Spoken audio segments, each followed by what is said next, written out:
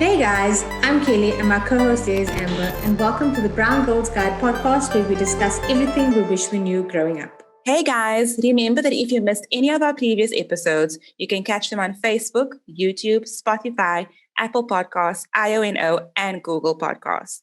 Last week was a bit of an emotional one where we discussed women of color in the workplace and how people of color in general respond to white people differently.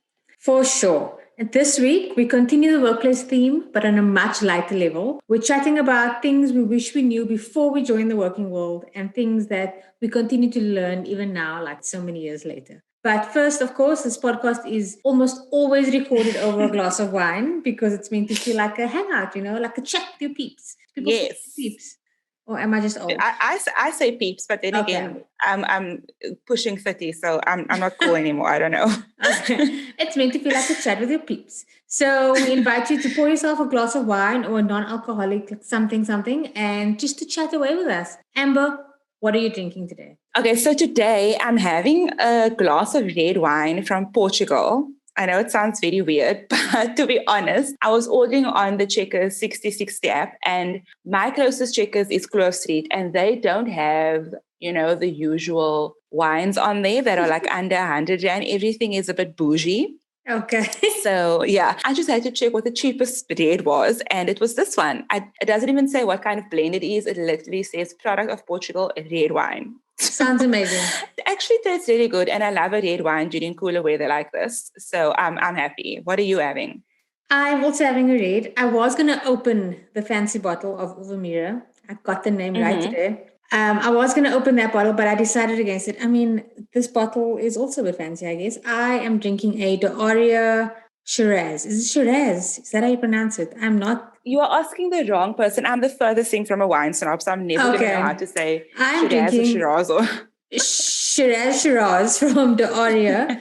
It's actually very nice. So yeah, I'm enjoying that. And like you said, a red wine on these cooler days really goes down well. So yeah, on to today's discussion. Amber, what is the one thing, or what is like the main thing that shocked you most about the working world when you started your first job? If it was like a casual or even if it was your first office job. Okay, so I don't think my casual jobs really count because they were for like 3-4 hours at a time. Yeah, that's so true. I will say that my first job would be my internship when I was studying. That was essentially like my first 9 to 5. And the biggest shock above all for me was the traveling, which I realize does not apply to everyone. But if you are like most colored people who are starting their first job, there is some element of traveling that you have to do.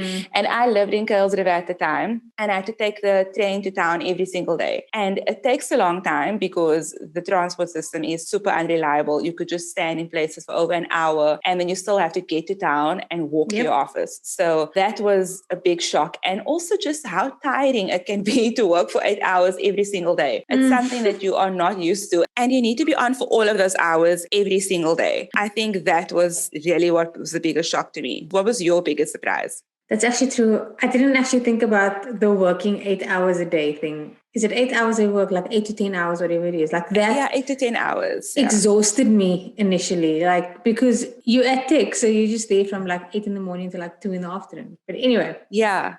So aside from that being a big shock, yes, the transport was also quite a big shock for me because I had to take a bus and then a train and then do a walk from the station to my place of work because I lived in Stamfordine. And when you live in Stamfordine, everything is far. So I was kind of used to traveling everywhere. But the biggest shock, I think, for me was that everyone actually treats you as an adult. Like that was so weird for me. And I know it sounds so strange, but when you're like a student living at home with your parents, you feel like a child in a way, even though you are 19 or 20 or whatever it may be. But once you start that first 9 to 5, whether it be an internship or a full-time job, everyone there treats you like an adult and you have to just go along with it. I honestly feel like I'm still just going along with it. But anyway, I remember like calling my first boss, Mr. Bentley, and he was like, "No, that's my dad. Please call me John."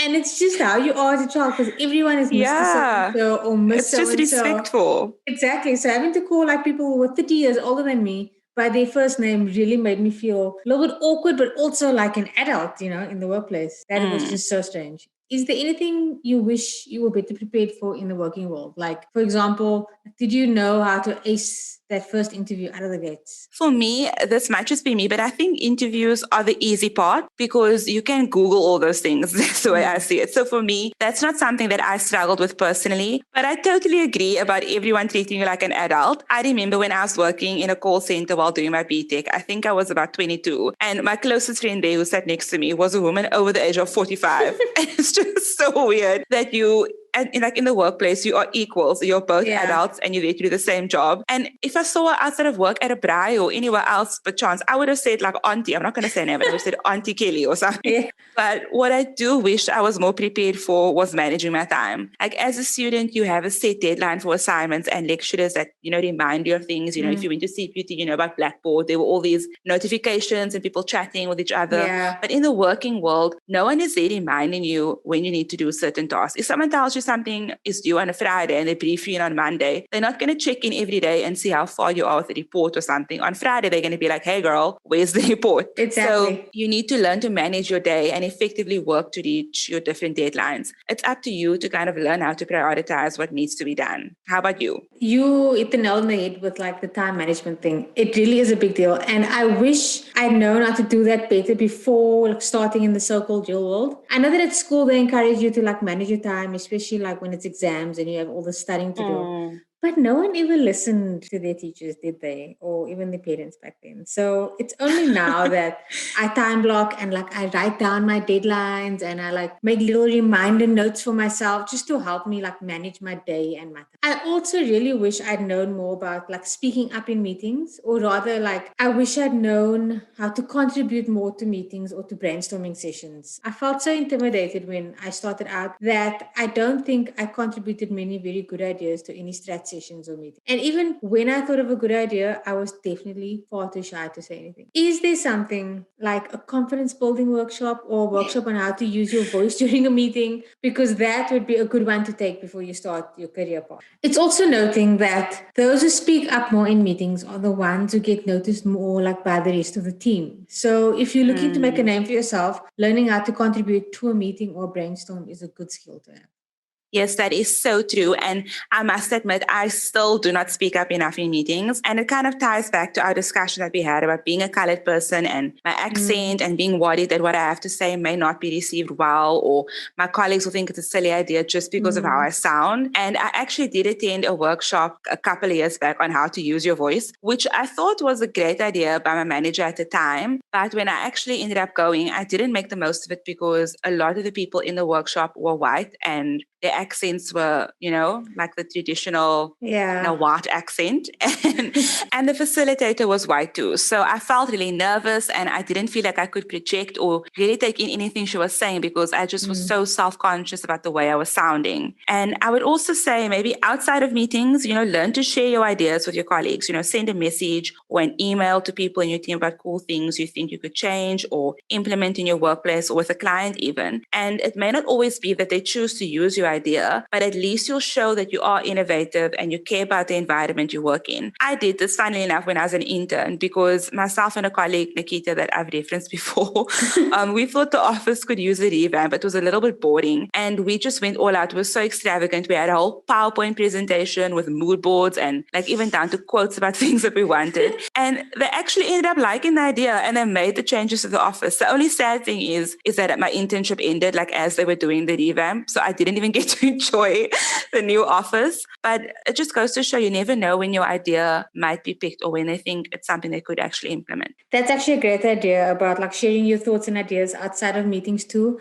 especially because like you have time to sit and think about like what was said in the meeting and an idea like might occur to you only then. So if it pops into your mind and you want to tell your boss or your colleague about it, then definitely do. Initiative goes a long way in the workplace and it will get you really far. Not everyone will like it though, because there's almost always someone wanting to steal your shine. And that brings me nicely to the next thing I wish I knew before I started working. Not everyone will like you, and some people will actively dislike you, and you might never even know why.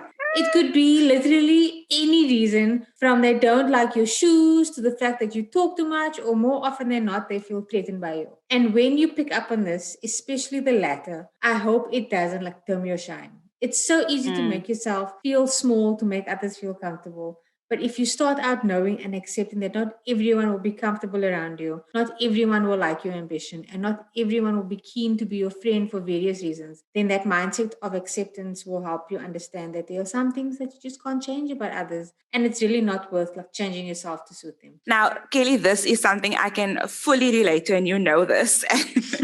There are people who you come across that may feel threatened by you. And the worst case scenario, of course, is when it starts affecting your work. And when this would happen to me in the past, I would be so scared to speak up and I didn't want to rock the boat. But now I've slowly learned to stand up for myself. And a lot of the time, there's nothing you can actually change about yourself that will make someone unlike you or like you again, you know? Yeah. So just to be safe, you know, when it comes to work, always CYA, which is cover your ass for those who don't know, just CYA. Yep. And I guess that could also be another thing I wish I knew about the workplace. Just always cover your ass. Make sure you have record of exchanges between colleagues, just to avoid any awkward moments when work isn't completed and then everyone starts looking for a scapegoat. Just don't let yourself be the scapegoat. And this actually brings you to the question, have you ever been in a situation where you forgot to CYA?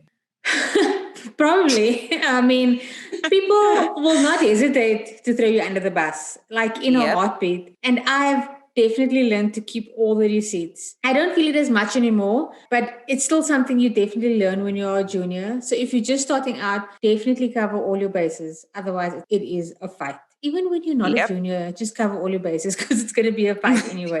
Yeah. Speaking of like fights, I really wish I learned more about conflict resolution